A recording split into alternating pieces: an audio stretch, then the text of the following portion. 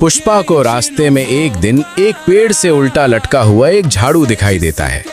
जैसे ही पुष्पा उस झाड़ू को पेड़ से उतारती है, तिलस्मी झाड़ू हवा में उड़ने लगता है और फिर पुष्पा उस तिलस्मी झाड़ू पर बैठकर हवा में उड़ते हुए अपने घर आ जाती है।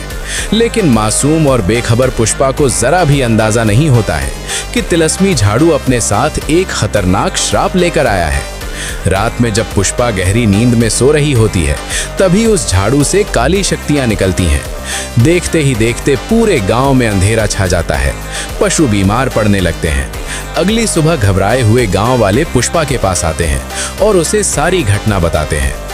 पुष्पा समझ जाती है कि ये सब उसी झाड़ू की वजह से हो रहा है। गांव को इस संकट से बचाने के लिए वो उस झाड़ू को गांव से दूर ले जाने लगती है। लेकिन तभी झाड़ू उसके हाथ से छूटकर हवा में उड़ जाता है और झाड़ू की श्रापित शक्तियों से अचानक पूरे गांव में काले बादल छा जाते हैं। भयंकर तूफान आ जाता है। पुष्पा समझ जाती है कि अब इस संकट से गांव को उबारने के लिए किसी दिव्य शक्ति की जरूरत है। वो दौड़कर पास में स्थापित किए हुए शिवलिंग के पास जाती है और सच्चे मन से भगवान शिव की स्तुति करने लगती है।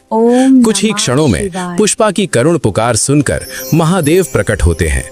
महादेव गांव की दुर्गम स्थिति देखकर अपना हाथ आगे करते हैं और उसमें से प्रचंड दिव्य तेज निकलता है जो चारों ओर फैल जाता है। पूरा आकाश उस प्रकाश से जगमगा उठता है और तिलस्मी झाड़ू टूटकर गुलाब की पंखुड़ियों में बदल जाता है और पूरे गांव में बरसने लगती है। पशु फिर से स्वस्थ हो जाते हैं और गांव में खुशहाली लौट आती है। लेकिन अफसोस, महादेव के इस दिव्य चमत्कार के लिए किसी ने लाइक और सब्सक्राइब नहीं